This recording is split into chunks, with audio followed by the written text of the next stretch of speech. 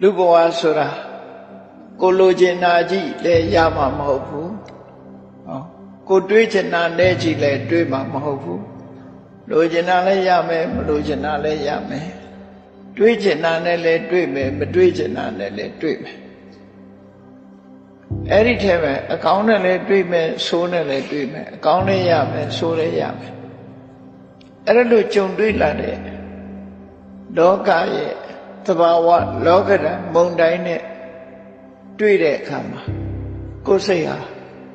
ရိမ့်ရိုင်ခြင်းဆိုတာမဖြစ်ဖို့ရအတွက်လေ့ကျင့်တာဟာစိတ်အလှပကိုတစားဆင်ပေးတာနဲ့အလားတူတူပေါ့လှပအောင်ပြင်ထားတဲ့စိတ်ကလေးကိုကြံ့ခိုင်အောင်ထပ်မှန်ပြီးတော့ပညာမှာစိတ်ဓာတ်ကြံ့ခိုင်သွားပြီဆိုတဲ့ပုဂ္ဂိုလ်ယဟနာပုဂ္ဂိုလ်လို့ခေါ်တာပဲနော်ယဟနာဖြစ်သွားပြီဆိုရင်စိတ်ဓာတ်ကြံ့ခိုင်သွားယဟနာမဖြစ်သေးတော့လည်းပဲမိမိစိတ်ဓာတ်ကြံ့ခိုင်အောင်ပြင်ဖို့အရေးကြီးတယ်ပေါ့ဘလောက်တိုင်းတာအထိကိုယ်စိတ်ဟာခဏရင်ရှိပလေဆိုတာကိုနှလုံးသွင်းခြင်းဖြင့်စိတ်ကိုစိတ်နဲ့ပဲပြင်ဆင်ရတာဖြစ်တယ်စိတ်ရဲ့အငြိကြေးကိုစိတ်နဲ့ပဲစီကျော်စိတ်ကိုစိတ်နဲ့ပြင်နေဆိုတာအသိပညာကင်းမဲ့လို့ဖြစ်လာတဲ့အငြိကြေးတွေကိုတတိနဲ့ပညာနဲ့ပေါင်းစပ်ပြီးတော့ပြင်တာပဲရေးကြောင်ဖြစ်တဲ့ညုံကို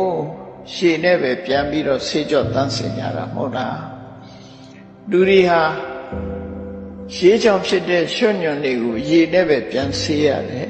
ဆေးတဲ့အခါမှာတန်ရှင်းစင်ကြယ်သွားတယ်ထို့တူပဲစိတ်ကြောင့်ဖြစ်နေတဲ့မတန်ရှင်းတဲ့ပူလောင်တဲ့သဘာဝတရားတွေကိုတတိပညာလုံလဝိရိယဆိုတဲ့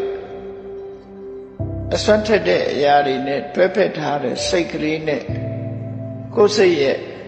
ပူလောင်မှုတွေမအေးချမ်းမှုတွေအညစ်အကြေးတွေကိုစိတ်နဲ့ပဲပြန်ပြီးတော့သုတ်သင်ရှင်းလင်းချရမှာဖြစ်တယ်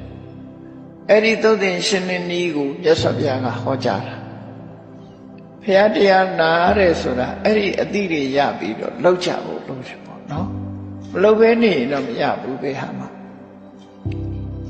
ကိုယ့်ကိုယ်စိတ်ဓာတ်ဘလောက်ကြမ်းခိုင်ပြီဆိုတာကိုစဉ်းကျင်စဉ်းစားပြီးတော့ဒီလောက်ကြစဉ်းကျင်တုံတရားနဲ့စဉ်းစားလိုက်ရင်လည်းကြမ်းခိုင်မှုဆိုတာရလာအတော်အသင့်ရလာဥပမာပဲမမြဲတဲ့သဘာဝနဲ့တွေးရတဲ့အခါမှာကိုလိုချင်တဲ့အရာဆုံးရှုံးသွားတဲ့အခါမျိုးမှာကိုတွေ့တာနှစ်သက်မြတ်နိုးတဲ့အရာနဲ့ခွဲရတဲ့အခါမျိုးမှာဘလို့ဆင်ခြင်ရမလဲအေးတန်ကုဋ္ဌထလပါလောကကြီးရဲ့သဘာဝဟာတွေ့ကြုံဆုံကွဲပဲဘာတတ်နိုင်ပါလဲဆိုတဲ့အတွေးလေးနဲ့ရှော့ချဒီလိုရှော့ချမကြည်ဝနဲ့ဒေါသတွေဖြစ်လာပြီဆိုလို့ရှိရင်လေ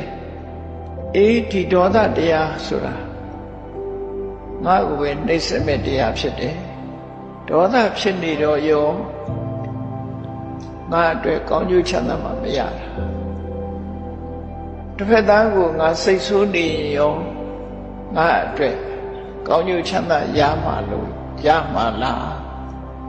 တစ်ဖက်သားရဲ့စိတ်ဆိုးမှုတစ်ဖက်သားရဲ့စော်ကားမှုကိုလက်ခံပြီးခေါင်းထဲမှာစဉ်းစားနေလို့ရှိရင်ငါမှာပဲဆုံးရှုံးမှာပဲလို့ဒီလိုစဉ်းစားလိုက်ပြီးတဲ့အခါကျအေးကိုယ်ကပ်ပါတာမှမဟုတ်